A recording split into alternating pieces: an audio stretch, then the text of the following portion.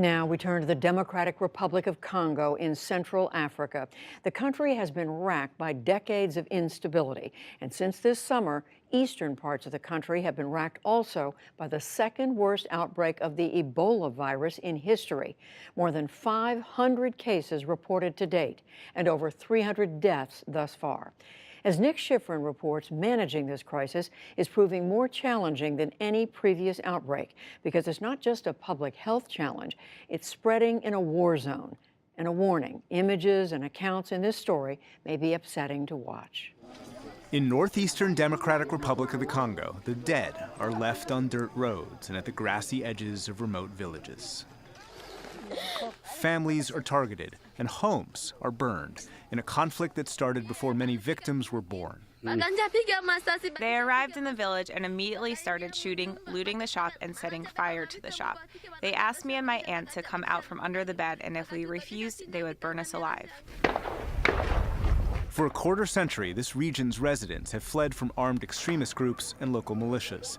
They attack the military and anyone they accuse of collaborating with the government, and have left villagers in coffins killed by brutal violence. And now, villagers are being killed by brutal disease. Ebola causes high fevers and fatal bleeding and spreads through the exchange of bodily fluids of the sick or already dead. And in this outbreak, the main problem is instability, says community leader Jamali Musa. Insecurity will scare away the doctors helping to fight against Ebola. If they leave, then the virus will spread and it will kill even more people. It's a real danger. Already, the violence intermittently forced authorities to suspend their efforts and push the U.S. Center for Disease Control out of the region completely. That has helped allow the disease to spread to a major city where mass vaccination is impossible. Young children are particularly vulnerable, says UNICEF Regional Director Marie-Pierre Poirier. Over 30% of affected people by the Ebola crisis are children, and this number is not decreasing. Fatality rates are also much higher for children than for adults. But doctors have managed to reduce fatality numbers where they can provide vaccines. More than 40,000 have received shots. Many others are on experimental drugs that doctors consider effective. In remote villages that historically resist outside help, international groups educate families to recognize Ebola and prevent it, says Save the Children's Paul Lapoto. Ebola in the eastern part of the Congo has been one of the issues that the population have not really understood properly. Through communication and sensitization, the masses have really understood about Ebola. It was really incredible to see a child really showing us how to do properly the hand washing. In this area, even the number of cases have been reduced. That good news helps convince families Ebola isn't necessarily a death sentence. Kaserika Malanda talks to his wife, who's infected through plastic. When we look into each other's eyes through the cubicle and smiling, she asks how the family is and how the children are. I reply that they're all good and that the children are waiting for her. I feel that we are together again, and she is confident that she will return home very soon. The smallest patient did just return home. Benedict began treatment at 6 days old after her mother died. But doctors say she's now fully recovered. They call her, quote, the young miracle. But for the vast majority here, that optimism is tempered. The World Health Organization warns the outbreak won't be contained for at least 6 months, and it'll get worse before it gets better. And for more on this Ebola crisis, we turn to Nancy Aossey, the Chief Executive Officer of the International Medical Corps. They have over 200 people on the ground there responding to the Ebola outbreak. Thank you very much for coming on the NewsHour, Nancy Aossey. Give us some perspective. How bad is this outbreak?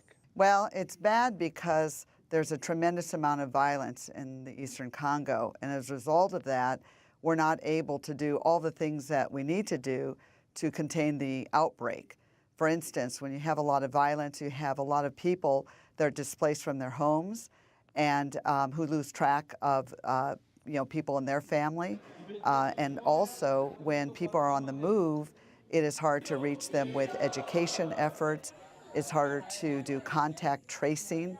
That is, if somebody does present with Ebola symptoms, we want to go back and find all the people that they came into contact with. It's very difficult to do that because of the violence and because of the instability that has been there for a long time. Because of the violence, because of the instability, but also it seems because of the distrust that a lot of these people have. Is that right? That's correct. And, you know, we often see that with such outbreaks.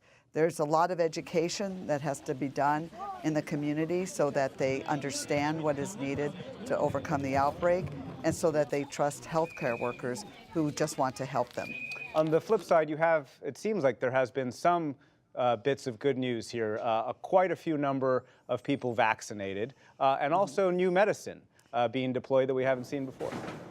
Yes, and we've seen the results so far of that are very positive, and so we remain optimistic that those efforts will continue and that they will be very fruitful in the future. But at the end of the day, it still comes down to being able to find those individuals who have the symptoms and to treat those individuals. So what's happening, what's alarming right now, is that we have new cases that are popping up that are happening outside of Ebola treatment units. And as a result, we don't know where they're coming from, and we don't know what contacts that person has had with other people. That's the concern in an area where there's so much instability. And is there not only concern outside the treatment units, but is there also now concern outside the country? Is there any fear of this crisis spreading beyond the eastern part of the Democratic Republic of Congo?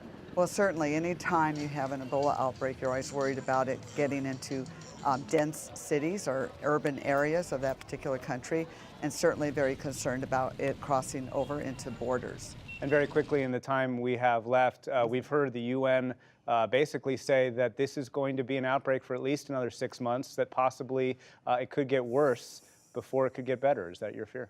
It's definitely our fear. We think that, unfortunately, we think that it will get worse, and it won't be for lack of trying. We're working with all of our partners who are at the table trying to do their part, but what we don't have in the Eastern Congo is a political solution. There are between 40 and 100 rebel groups operating in the Eastern Congo, and we are doing our best to support the Ministry of Health. But because of the fighting, we have a tremendous concern and fear that things will get worse. Nancy Aossey with the International Medical Corps, thank you very much. Thank you.